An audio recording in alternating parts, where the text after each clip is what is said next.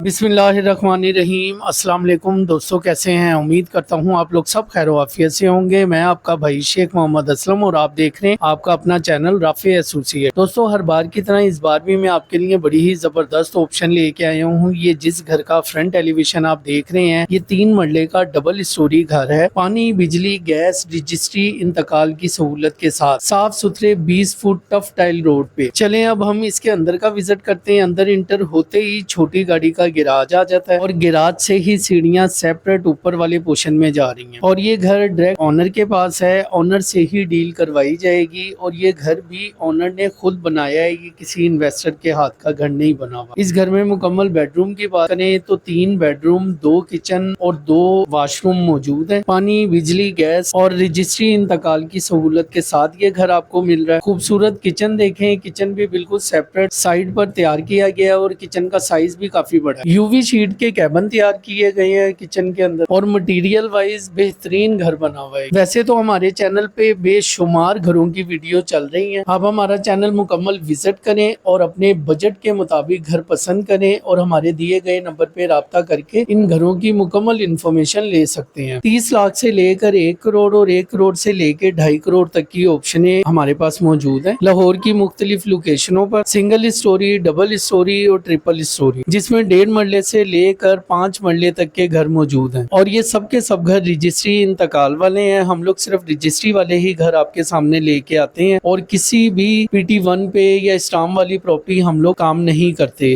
اس کے ساتھ ساتھ یہ بھی بتاتا چلوں، بھگوان پورہ، شالامار لنک روڈ، شالامار باغ، جی ٹی روڈ اور اورنج ٹرین شالیمار اسٹیشن، یہ صرف 5 منٹ کی مسافت پہ ہے اس گھر سے، اور جو رنگ روڈ ہے وہ صرف 2 منٹ کی مسافت پہ۔ اگر اس گھر کی لوکیشن کی بات کریں تو لوکیشن آ جاتی ہے شالیمار ٹاؤن، صلاح الدین روڈ، محمود بوٹی، لاہور۔ اور اس کی ڈیمانڈ کی اگر بات کریں تو آنر اس گھر کی ڈیمانڈ کر رہے ہیں 80 لاکھ، کمی بیشی موقع پہ ہو جائے گی۔ اس کے ساتھ ہی اپنے بھائی کو اجازت دیں، انشاءاللہ بشرط زندگی دوبارہ ملاقات ہوگی کسی نئی آپشن کے ساتھ۔ تب تک کے لیے اپنا بے حد خیال رکھنا۔ اللہ حافظ و ناصر آپ کا۔